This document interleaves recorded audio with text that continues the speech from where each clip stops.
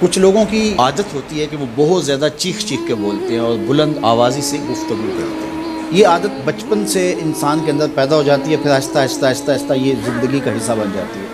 پھر وہ اپنے آپ کو روکنا بھی چاہے تو روک نہیں سکتے، اس لیے بچوں کو اس سے منع کر دینا چاہیے کہ وہ چیخ کرنا بولیں، چلا کرنا بولیں، درمیانی آواز سے گفتگو کریں۔ تو کہا اپنی آواز کو پست رکھو، اور یہ ممبر و محراب کے مالکوں کو بھی خاص طور پہ اس بات کا بہت خیال رکھنا چاہیے کہ ان کی آواز لوگوں کے کانوں پر بوجھ نہ بنے۔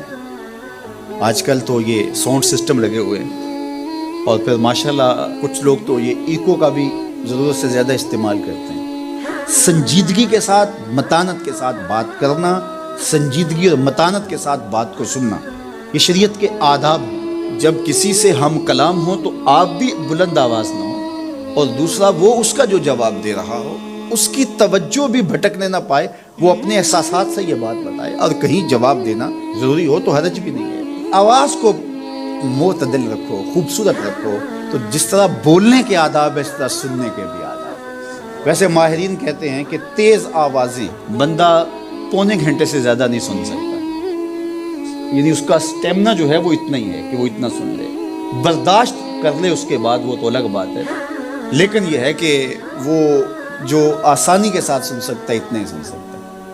تو اس لیے یہ جو لیکچر بھی ہوتے ہیں جو دنیا کی بڑی یونیورسٹی ہیں، وہاں بھی انہوں نے لاکھوں روپے دے کر کے دنیا کے ماہرین بلائے ہوتے ہیں مختلف مضامین پر، لیکن پیریڈ کا دورانیہ یہ نہیں ہوتا وہ 3 گھنٹے کا لیکچر دے رہے ہیں۔ انسان کی جو ہے وہ ایک کیپیسٹی ہے، اس سے آگے نہیں وہ بڑھ سکتا۔ اور مجھے بتائیے انسان کو بنانے والے سے بہتر کون بتائے گا؟ قرآن بتاتا ہے، کیا بتاتا ہے؟ وَغْضُضْ مِنْ صَوْتِكَ، اپنی آواز کو پست رکھو۔ باقی اس کے الگ احکام ہیں کہ اذان دے رہے ہیں، آپ کسی کو پکار کر رہے ہیں، جنگ میں رجز ہے یا کوئی اور بات ہے۔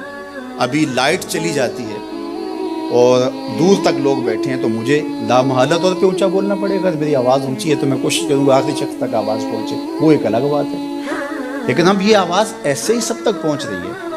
تو ان آداب کو جب ہم سمجھتے نہیں ہیں تو اپنی بات کو کچھ لوگ سمجھتے ہیں کہ زور سے بولیں گے تو لوگوں کے اندر بات اترے گی، ایسا نہیں ہے۔ بات زور سے بولنے سے نہیں اترتی، بات دلیل سے اترتی ہے۔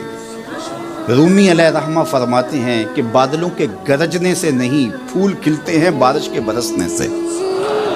تو بارش برسے گی تو پھر پھول کھلے گے، بلکہ وہ جتنی آہستہ آہستہ برسے گی اتنی ہی جذب ہوتی چلی جائے گی۔ سہج پکے سو میٹھا ہو۔ اس لیے اپنے لہجوں کو خوبصورت بھی بنائیے، اپنے لفظوں کا انتخاب بھی اچھا کیے، اور اپنی آواز کو پست بھی رکھیے، لوگوں کے کانوں پر آپ کی آواز بوجھ نہ ہو۔